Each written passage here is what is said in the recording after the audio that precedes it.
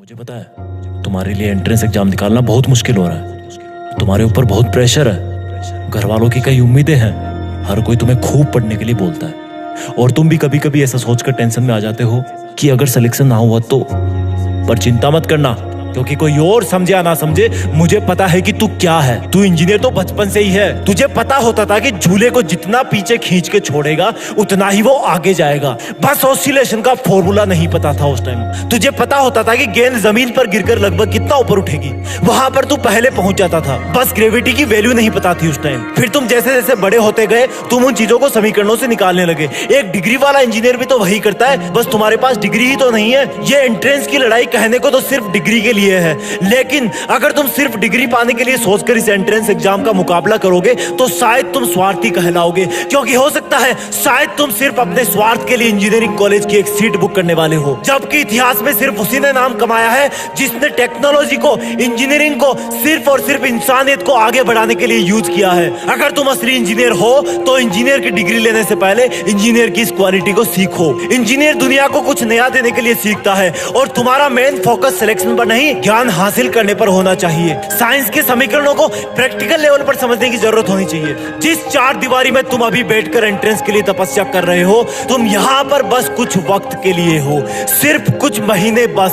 तुम यहाँ पर पूरी जिंदगी पर नहीं रहोगे। आगे की जिंदगी तुम्हारा वेट कर रही है, जहाँ पर किताबों में खेलने वाले समीकरण लोगों की जिंदगी से खेल रहे होंगे। क्योंकि आगे जाकर तुम इन्हीं समीकरणों से कोई बड़ी चीज बनाओगे और अगर वो टेक्नोलॉजी एक लाइन के समीकरण की वजह से फेल हुई तो भारी नुकसान होगा। प्रैक्टिकल लेवल पर समझो चीजों को। अगर तुम टॉप के 1% इंजीनियर्स में आना चाहते हो तो तुम्हें वो सब करना होगा जो 99% स्टूडेंट्स नहीं कर सकते हैं। हर एक बड़ी चीज तब तक इम्पॉसिबल लगती है जब तक कि वो मिल ना जाए। इतिहास में बहुत सबूत है। इंसान का हवा में तैरना मुश्किल था लेकिन हुआ, चांद पर जाना मुश्किल था लेकिन गए।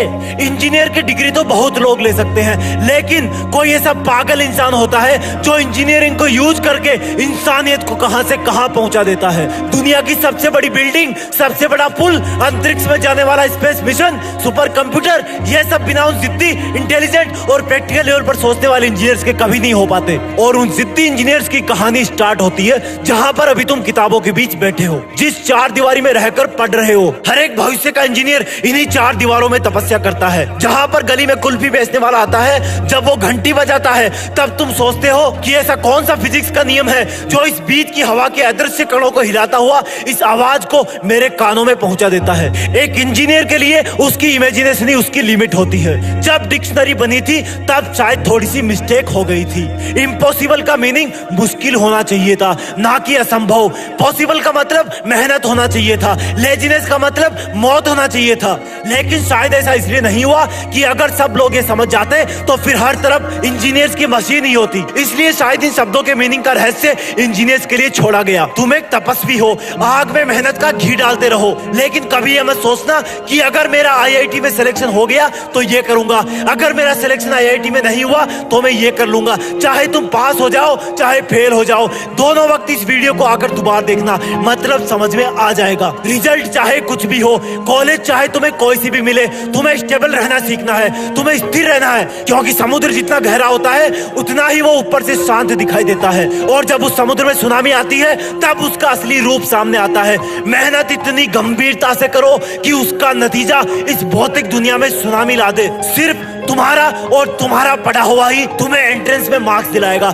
हर इक्वेशन को बाद के लिए छोड़ना बंद करो। अगर इक्वेशन समझनी है तो आज है और अभी है। एक इंजीनियर के लिए एक सेकंड का करोड़वां हिस्सा भी मायने रखता है। आम लोगों के लिए दिन का मतलब 24 घंटे होता है। थोड़े ज्यादा पढ़े लिखे इंसानों के लिए 86,400 सेकंड होता है, लेकिन एक इंजीनियर के लिए एक दिन में 8.64 10⁻³ नैनो सेकंड होता है। कल पर डालने की आदत सुधारो अपनी, क्योंकि अगर एक बार तुमने आदत बना ली तो फिर वो आदत तुम्हें बनाएगी, अब चाहे अच्छी हो या फिर बुरी। असली हिम्मत वाला स्टूडेंट वो होता है जो उसके बाद भी पढ़ता रहता है जब उसका दिमाग उसको फिजिकल कंफर्ट के लिए फोर्स करने की कोशिश करता है। वो हर रात को सबसे लेट सोता है, वो हर सुबह सबसे पहले उठता है। उसको पता होता है कि वो लंबी रेस का घोड़ा है। उसका दिमाग हमेशा समीकरणों में उलझा रहता है। हर वक्त उसके दिमाग में बस एक चीज होती है कि मुझे टॉप 1% के भी 1% में कैसे आना है, मुझे कौन सी आदत बदलनी है, मुझे कहां कब क्या करना है जिससे मेरी मेरी रणनीति और तेज तर्रार हो जाए, क्योंकि तुम वो इंसान हो जिस पर बहुत बड़ी जिम्मेदारी है, जिसको आगे आने वाली कई सदियों में लोग उसकी टेक्नोलॉजी में रिवॉल्यूशन की वजह से जानेंगे, जिसकी बदौलत इंसानियत एक नई जनरेशन में चली जाएगी। शायद कोई एक समीकरण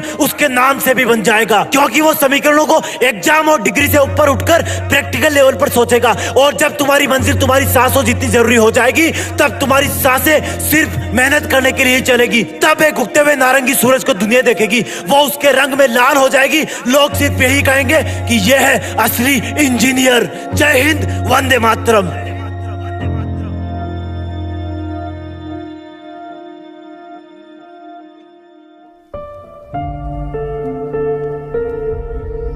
जीत फिक्स।